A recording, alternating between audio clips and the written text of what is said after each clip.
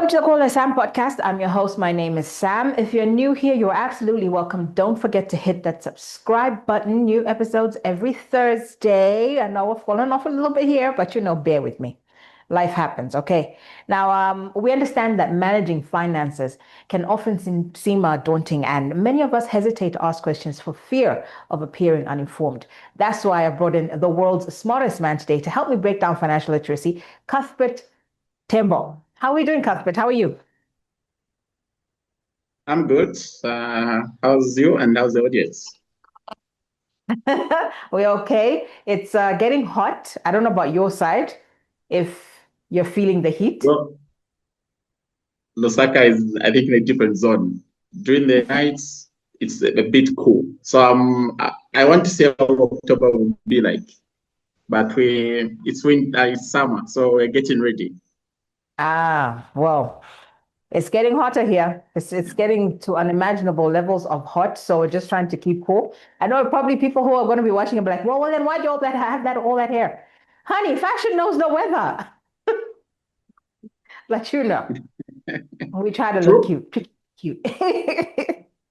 So Cuthbert, Yeah. No, I do agree with you. thank you. Now, this topic is a little sensitive. People don't really like to talk about it, myself included. I didn't like to talk about this for like the longest time, but now I know that's something that you can't run away from. It's also one of the topics that is a bone of contention in relationships. So I just want you to give it to us straight. Finances. Let's talk finances. Money, the one thing that makes the world go around. We know it's Money. love, but money is like a top spot. So, what is money management and why is it important? Well, like you said, money makes the world go around. Money can create and break relationships. Money can just create a good bond for a short time. Once money goes out, that relationship comes to an end. And I'll ask the viewers to just one question: how many people have you given money and they've never paid you back, and you've stopped talking to them, or they've stopped talking to you, or just picking up your call? Money is a critical thing in our lives. The good book says money answers all needs, and I do agree, money answers all needs. Money management, and why is it very important? Money management is the process of budgeting. I like budgeting, saving, investing, spending, and just tracking your finances, your daily finances as you live. Why must we manage our finances? In this case, money. You know, the first thing is everyone wants to be independent, be it young or old. We have to be independent. And if we manage our monies carefully, we will achieve that independence and security. The next thing I like talking about is it makes it easy for your decision making. Money management comes in with decision making. If you're not managing your finances, it will be very difficult for you to make those decisions. And we need to manage this money. Third thing I want to reach out is, we all have got goals we want to achieve. Some of us want to pursue education, high education. Some of us want to pursue buying a house or assets. Some of us want to pursue holidays in other countries.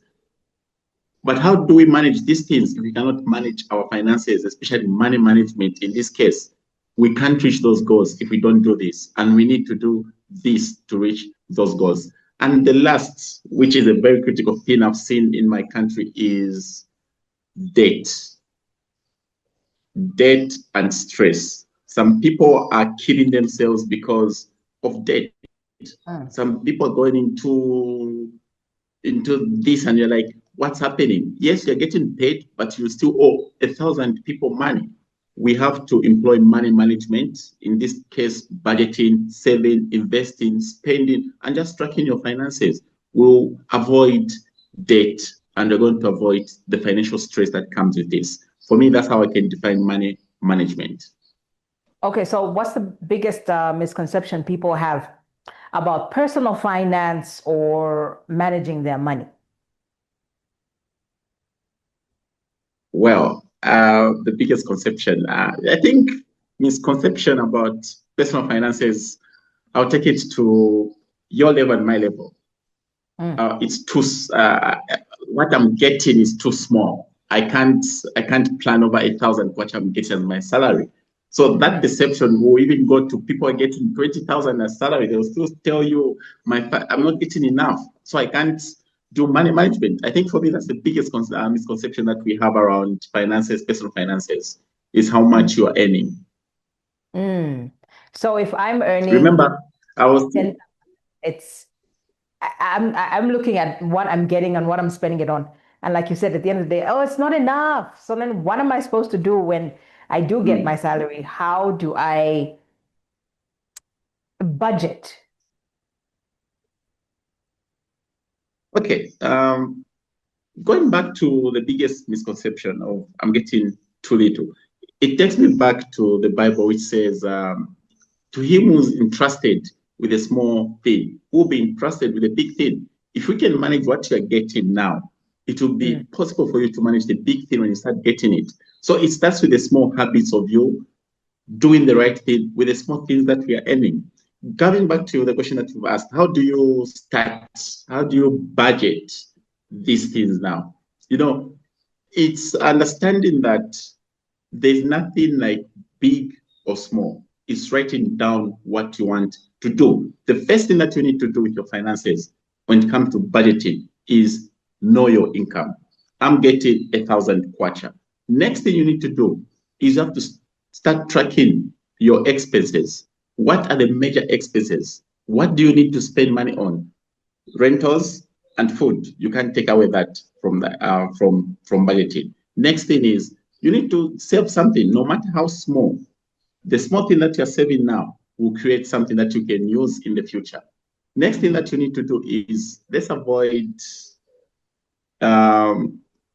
impulse spending. Oh, I love this shoe. You never budgeted for it, you buy it. Women. Oh, there's a wholesale somewhere where we can get cheap things. Sorry to be judgmental, but it happens so much with women.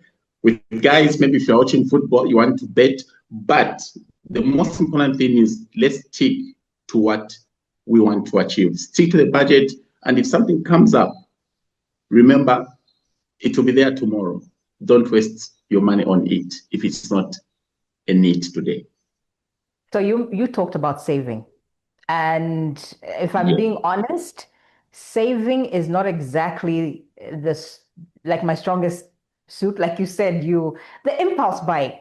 Cuthbert, I understand what you're saying. You need to save. I understand that. I understand the concept, but it's like you said, if you don't need it right there and then, it will be there tomorrow. No, it will not be there tomorrow because it will be gone. So sometimes, I mean, you have to understand, but okay, the saving part, you talked about saving. Can you explain the difference between saving and investing? Because we've been hearing a lot of talk about invest, invest, invest, invest, and a lot of people are investing their money in property. Some people are investing in bonds. Can you explain in a way that a beginner can grasp? I love this question. People come to me and ask, am I saving or am I investing? These are two different things I can do. Just put it in simple terms. Saving is just putting money in a safe place with low risk. People open an account, put in a savings account with a return of 2% per annum, and you look at it every time you wake up, you're looking at it and say, oh, I've got 1,000 there. That's saving. And mostly savings is to meet your short-term needs or emergencies. I always give this example of savings. Savings is like you buy a car and you only use it when you've got an emergency. Oh, you're going to use it. You drive your car, pick them up, pack it, clean it, cover it. But investing is where now you put money aside in an investment by buying an asset. And I like the way you put it. People are buying houses. That's an asset, tangible asset. People are investing in government bonds. That's a financial security, financial asset. So people are buying stocks or rather shares on the Lusaka Stock Exchange. Though that's what we call investment. Investment comes at a risk where you know if this company does not perform well, you might not get your returns the way you had put them in. The returns might be high, the returns might be low. So in simple terms, investing and savings are two different aspects of money management. So if you're saving, you're looking at short-term objectives. If you're investing, you're looking at long-term objectives. And I'll just throw in a quick thing, trading. When you are investing, we have to be careful. We are not trading. We are not making a profit. We are investing to have a sustainable cash flow, to solve today's problems, to solve tomorrow's problems, and to solve the future problems, leaving a legacy for our families. If I had to die today, I will say whatever we invested will go to my children. And that is the way we invest. If I'm saving, oh, today I die, tomorrow my family will use up the savings for my funeral. So these are the two aspects that we need to look at and understand. So is investing in bonds something that you would encourage people to do?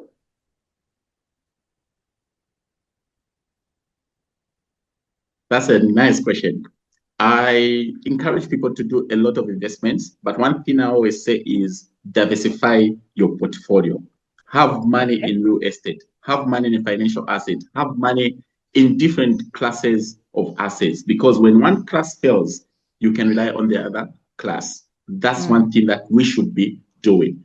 I know ladies are good at village banking. Village banking, it's a 7-2. Or rather, it's not even a 7-2, it's an investment too, because you wait for 6 months to come and get your money. You are saving, and in 6 months, you're going to plan how you're going to use that money getting from that. So it's imperative that you just diversify your portfolio. Invest in government bonds because you can have a sustainable cash flow from government bonds. You invest in your small business, your business is giving you profits once in a while. You need both constant income and passive income. So government bonds are good for long term. Okay.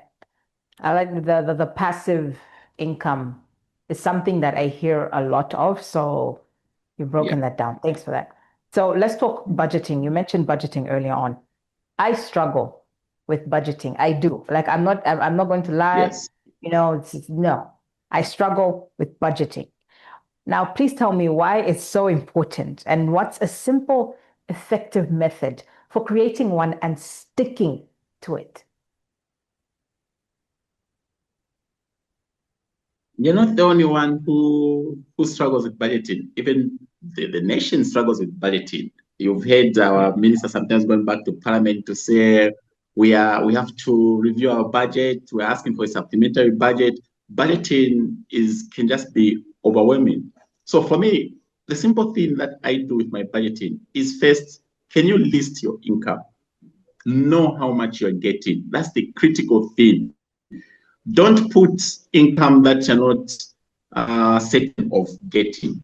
That can come under other income, but know your constant income. Next thing, you need to put down your expenses. What are the most important expenses that you incur every month?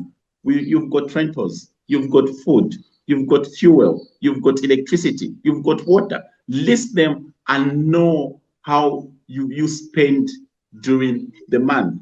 Next thing that you need to do is set out one financial objective. What do I mean by this?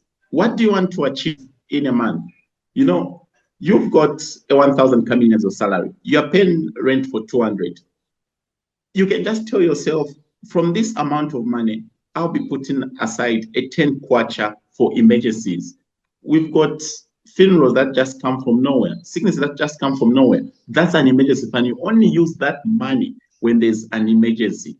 Why does budgeting matter?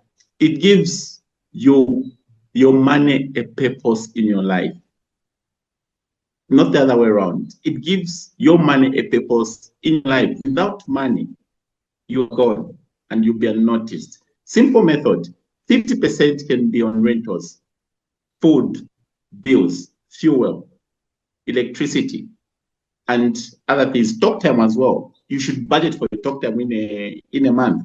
10% you can put them on once, and then 20% can go to payment of your debts. You need to account for that as well. You're remaining with that's about, yeah, you've used almost everything. 20% savings and paying off your debt. When you split it like that, you'll be remaining with something. And one thing that I always encourage people to do when you're making a budget is write it down. Don't put everything in your head. Write it down month on month, and you'll know how much you are saving and how much you are using month on month. If you're growing, what you write down will show. If you're not growing, it will show. Numbers don't lie. You really do sound like an accountant when you said write it down, because I know an accountant and he's always talking about write it down, write it down. My accountants always say, write it down, just write it down, write it down. Make sure you track your expenses, know what you're spending. And sometimes it'll go in one ear and out the other, but it's the best. That's the best way to do it. I'm only coming to realize that now. So I just want to find out what the common mistakes people make when budgeting, because like you said, sometimes you budget, then you go off. Of course, life happens. So how can we avoid veering away from when we make our budget? How can we avoid from going off track? Wow. Common budgeting mistakes. People are different. So my mistakes might be maybe your strengths, you know what I mean? And your strengths might be my mistakes. So people are different. But the common mistakes that I've noticed, number one, we don't write down these things. That's your mistake. Accountants always tell you, let's write down this. I will still tell you, let's write down this. We don't write down our budgets. Yes, you might be good at remembering everything, but no matter how good you are, when you want to track your financials, money management, financial tracking, you need to write down the income and the expenses. The second mistake that I've noticed is, we become too strict with ourselves. Yeah, people say accountants are strict, but sometimes we push ourselves to the limit. Wealth is not managed or created by being too strict with yourself. It will lead to burnout. Or even just one kwacha, you want to really hold it on to it. Sometimes be a free bird, be yourself. Don't be too strict. It will just lead you to burnout. The other thing is, I think we do not have emergency funds. Emergency funds are not part of us. That's another mistake we made in our budgeting. We need to make an emergency fund. Just putting aside, by rule of thumb, how, sometimes people just call you and say, we need this. Just put it down in writing and say, this is just for my emergencies. If it's not something for sickness, if it's not something for, it's got nothing to do with funerals, I'm not going to touch this money. This emergency fund should only work for emergencies, and you list down your emergencies. These are common budgeting mistakes that we make. And then the last one, so this is big, is we don't review. What went wrong last month? What went right last month? We don't review these things. We need to be reviewing on a monthly basis. That's why when you buy a book, first page is January, second page is February. You need to be reviewing what's working for you and what's not working for you, and making adjustments as you go. By the time you're realizing it, your budget will be good. Next thing, simple terms, you can download apps. We are living in the AI world. Just download an app, put everything there, and it will be tracking for you. If you go off limit, it will ring to sound the alarm saying you're off limit. That will help you. These are common mistakes that we make in budgeting. Yeah. So you spoke of an emergency fund that shouldn't be touched, right? Yes. So that emergency fund. Do you have one? Do you have one? Do you have one? Cuthbert, you're putting me on the spot here. You're putting me on the spot. Okay, sir. Okay. I will go and create one. I will create one. Please do. Please do. I clearly need one. So you're speaking of emergency fund. The money sitting there is untouched. And you spoke of things just happening, things coming up, a funeral. And you know how, in our setup, and you don't have anything on you, Mm. anything liquid. Everything is in the emergency fund. So are you saying when that funeral comes and they say, oh no, please, could you help us out? Are you telling me to say no, this is only for emergencies? I'm not touching this money. I'm not taking it out if it's not anybody that's close to me. As my accountant, That's a good one. As your are you accountant, telling me why did you I create shouldn't that touch? emergency fund? Emergency, emergency fund, in simple terms, is those unforeseen circumstances that arise and you need money for those unforeseen circumstances. You can't budget for a funeral. You can't budget for health. You know that, right? We can't budget for this. That's why you put it in an emergency fund. When a funeral comes from the village, I know I've got something in my emergency fund, and I can use that fund in my emergency fund to sponsor that funeral. That's how my emergency fund should work. But if it's something someone comes and says, I want a pair of shoes, is it an emergency at that moment? No, it's different, right? So Uh-huh. emergency is just for emergencies, unforeseen circumstances, and then the rest you put them on your budget. If practical example, I've got a kid who's in school, he's in university. He knows when they open and when they close. Then in the middle of before the semester closes, he comes to me and says, I need 5,000 to pay for my tuition. And I'm like, why did you not tell me that this is the way it is? Because you can budget for tuition. He needs to tell you when they're going to pay tuition so that you put it in your monthly budget. I cannot use money in my emergency fund to sponsor tuition because I can actually raise money for tuition rather than using my emergency fund. That defeats the purpose. So we have to know what an emergency is and what is not an emergency in this case. When my child falls sick, that's an emergency. I can touch my emergency fund. But if he's not sick, nope, don't touch it. You spoke of being too strict with your finances, where it leads to burnout. And when you said that, I got the sense that you're saying it's okay to not deprive yourself. So how can I reduce my daily expenses without feeling deprived, without feeling like I'm being too rigid on myself? Wow, that's a good question. I usually ask my colleagues who go out every Friday to drink, and I ask them, "How do you manage your finances?" Because it seems like you've got money uh, every every every weekend, and they always Mm, tell me, "Cuthbert, life is too short. Enjoy it while it lasts." But they haven't answered my question. How do you do it? So one thing yeah. is when you're building your wealth, you're not supposed to deprive yourself. It doesn't hurt going to Hungry Lion to buy a cup of ice cream. It doesn't hurt. But what you need to do is this: you can have what you call a joy fund or joy money. Okay. Okay, where you say once in a while I can have a joy money fund where I can just use this money to just have fun for myself.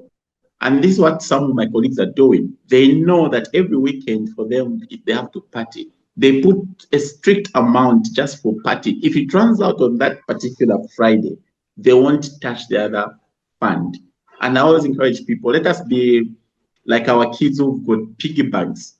When a kid wants to buy something, they'll be putting money in a piggy bank. And when they know that, okay, I've raised enough, they will come and tell you, Daddy, can we go and buy my bicycle now? And you know, okay, as a father, you need to top up. But they've developed that aspect of raising a joy fund for themselves, and they feel happy. Mm, They'll raise money just to buy lollipops. We can do that as grown-ups as well. And mm, this is why I say, let us form a joy fund that do not be too strict on yourself to say, I want to become wealthy by depriving yourself of happiness. That is not mm, wealth. You're killing yourself. mm. I Yeah. agree. Nice. Mm. Um, And then when now, maybe just one thing, when you are when you are budgeting, Everything done out of a happy heart works out. Don't do it out of a sad content. You'll be disappointed. Do it out of a happy heart. And when you're budgeting, when you're writing down, you know, do it happily. You will not be disappointed. That's a good point. I like that. You say do it happily, not that now food why it's out of anger. Oh, God, that's a good point. That's a good point. Do it out of happiness. Start doing that from now on. So this one is another one. You see, finances, they need to be talked about. The needs and wants. For me, I feel like I need everything and I want everything. So how can someone differentiate between the two to improve their spending habits? Because the needs and wants, it's a bit tricky because I definitely need that, but do I really need it? Yes, I do. Do I want? Yes, I want, need, and want. How? Now, How at are you this supposed to point, differentiate between the two? this is a very good question, and I know viewers will be like, "What is he talking about?" What might be your need might be my want, and what might be my want might be your need. You get it? So sometimes words, when you're advising people on financials, you'll find that sometimes you might be objective and sometimes you might be subjective. But I'll put it in simple terms. What is a need? If you lost your income today, what are you going to rely on? What are you going to be looking at getting? Are you going to look at getting mini meal? You're going to look at getting pizza. In this case, mini meal is more like a need because that's our staple food. You can't live without mini meal. But pizza is a want. You can do without pizza, but mini meal should always be on your table. So a need is something, it's essential for your survival or stability. You cannot do without it. In this case, needs are quite many, but I'll just mention the basic one. You need food every day. You need to eat, minimum in this case, Zambia. You need housing. You need a roof over your head, and you need to be moving. Transportation. These are critical. And of course, the fourth one is health. You need your health. These are needs you cannot do away with. And remember, going back a bit, when you're creating an emergency fund, these are things that you need to consider in your emergency fund because they are important. And then when you go for wants is just those things that can improve your livelihood. Nice clothes, designers clothes. You go in a shop, you want a specific type of shoe for ladies. Some of us men, we don't like any label. We want labeled clothes so that when everyone looks at you, says, "Oh, that's a brand that is good." So our wants are just those things that enhance our well-being. So we need to differentiate how much you're spending on your wants, because sometimes you find that you're spending 50% of your income on your wants and depriving it on your needs. Sometimes I ask myself, why buy a shoe worth 1,000 kwacha when you can actually buy the same type of shoe and you can put it on every day and it will only cost you maybe 200 kwacha? If you're not at that level, let us focus on the needs and save for the wants as you budget for them. Okay. I don't know, I can add more, but I think I'll end here. We need to do a part two, definitely. So just quickly, many people We'll do it in person this time.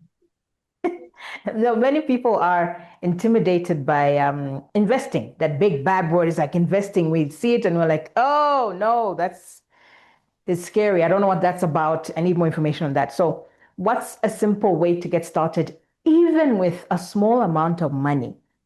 And what do you invest in? Because when we hear investing, we're thinking big is huge. It's something big that we need to invest in: a house, a mansion, a fleet of cars.